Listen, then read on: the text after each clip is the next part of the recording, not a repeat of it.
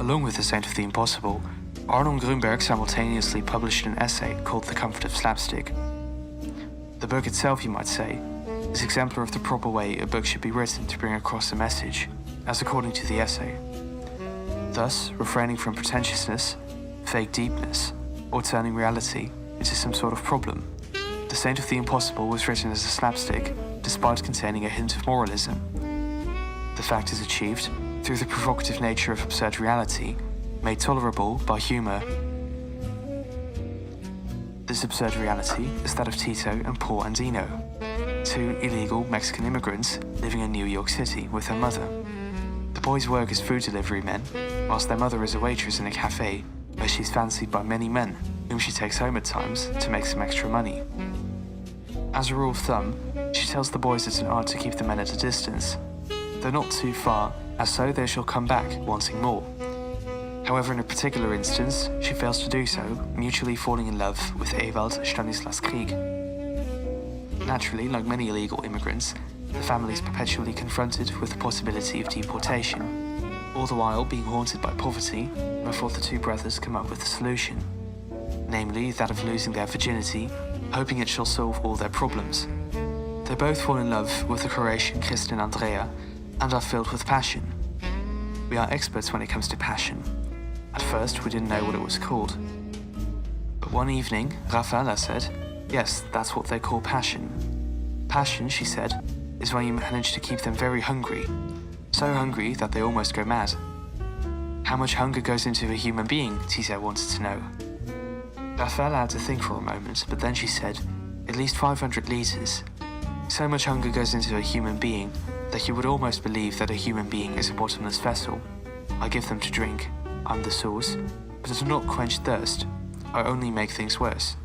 That's my secret. I work addictively. Much as they understand passion, the boys still fall prey to this thirst, though in a quite immature manner. May we touch your hair? Much as their feelings are genuine, the relationship is not meant to turn sexual, and yet it does, albeit with its separate problems. Feelings are cauterized, there is no lust. In all, it's rather arid. Clearly, this jejunely character of the boys, along with the monotony of city life, as a Cyprian with no money or repute, as dreams are held onto, Kristin feels out of place in American society. This is not my life. Why should I care about anyone? My life has yet to come. Lead Kristin to murder a realtor in the hope of being executed, allowing her a new life thereafter. Briefly before that, the three pray to Saint Anthony, the saint of the impossible, on his name day, wishing for whatever it was that they wished for.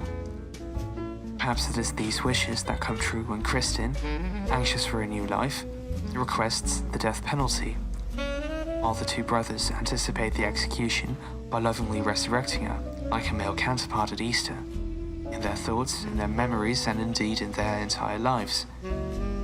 Everything in the lives of our characters revolves around hunger. It's all about making life exciting by keeping yourself and those you love hungry. In Grunberg's characters, this hunger for new experiences manifests itself in impetuous planning. Because you feel nothing, for you pretend that you can look at your feelings, turn them around, eat them up in the microwave and see what happens. That's why you have to make plans all the time, one bigger than the other, at least to have the illusion of feeling something. The only thing you are good at is creating a haze, a haunted house disguised as love. That is what you have to offer. Grunberg's genre is tragicomedy. His humor is based on ambiguity. The other side of this grotesque game consists of tragedy and an unconquerable inability to be content with existence as it is. So, basically, all the characters are lonely, most of them resigned, and the women in the story are disillusioned with their lives and no longer expect much. Ewald is rich, but also very lonely. He tries to escape indifference with money and thus find a little happiness, but he does not succeed. Only Tito and Paul have not given up hope. They pray to Saint Anthony that this life may be the right one, their life which they imagine like this. Someday we will live in a villa with a view of the sea, and a garden so big you can get lost in it and starve.